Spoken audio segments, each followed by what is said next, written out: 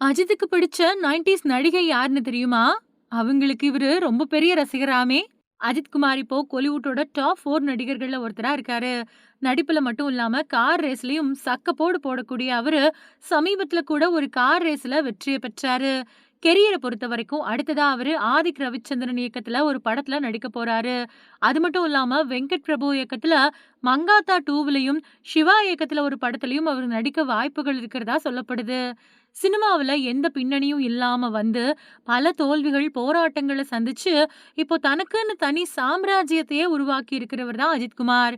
கடந்த வருஷத்துல மட்டும் அவர் நடிப்புல 2 படங்கள் வந்துச்சு. முதல்ல வந்த விடாமுயற்சி ஏகேவையும், அவரோட ரசிகர்களையும் கைவிட்டுடுச்சு. அடுத்ததா வந்த குட் பேட் அக்லி அஜித் ரசிகர்களுக்கு குட்டாவும், மத்தவங்களுக்கு பேடாவும், அக்லியாவும் அமைஞ்சது ஒரு கெடு வாய்ப்பு தான். இருந்தாலும் அந்த படம் நல்ல வசூல்ல ரெஸ்பான்ஸ் பெற்றதா பட தயாரிப்பு நிறுவனம் அறிவிச்சது. ஆதிக் ரவிச்சந்திரனோட வேலை செய்யக்கூடிய ஸ்டைல் பிடிச்சிட்டதால தன்னோட குட் புக்ல அவரை சேர்த்துட்டாரு அஜித் குமார்.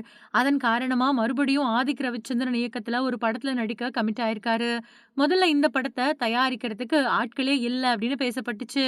அதுக்கு பின்னாடி ஒரு நிறுவனம் தயாரிக்க முன் வந்திருக்கிறதாவும், அஜித்தும் அந்த படத்துல இணை தயாரிப்பாளரா பணியாற்ற போறாரு அப்படின்னும் சொல்லப்படுது.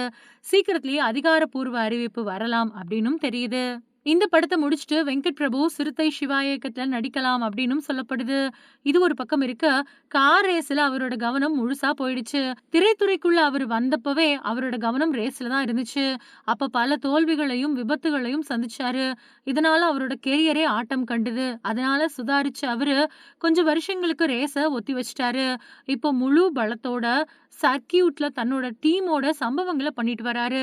இந்த நிலையில குக் வித் கோமாளி நிகழ்ச்சியில நடுவரா பங்கேற்று இருக்கக்கூடிய ரோஜா, அதுல அஜித் பத்தின நினைவுகள பகிர்ந்துகிட்டாங்க. அவங்க பேசுறப்போ, நானும் அஜித்தும் உன்னிடத்தில் என்னை கொடுத்தேன் அப்படிங்கிற விக்ரமன் சார் படத்துல நடிச்சோம்.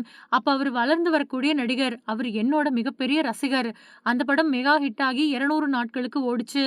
அப்போ வாலி படமும் ரிலீஸ் ஆகல. நான் அந்த படத்துல கார்த்திக் சாருக்கு ஜோடி, அஜித்தோ எனக்கு ஜோடி. அதனால நாங்க 3 பேரும் ஷூட்டிங் பிரேக்ல ஒண்ணா உட்கார்ந்து பல விஷயங்கள பேசி சிரிச்சோம். நல்லா இருந்துச்சு. அதே மாதிரி அவரு அப்பவே நல்லா சமைப்பாரு. எனக்கு சிக்கன்னா ரொம்ப பிடிக்கும். அவரு எனக்கு அத தான் செஞ்சு குடுத்தாருன்னு சொன்னாங்க. ரோஜாவ பொறுத்தவரைக்கும் கடந்த சில வருஷங்களாவே சினிமாவுல இருந்து ஒதுங்கியே இருந்தாங்க. இப்போ லெனின் பாண்டியன் படத்துல ரீஎன்ட்ரி குடுத்திருக்கிறதும் குறிப்பிடத்தக்கது.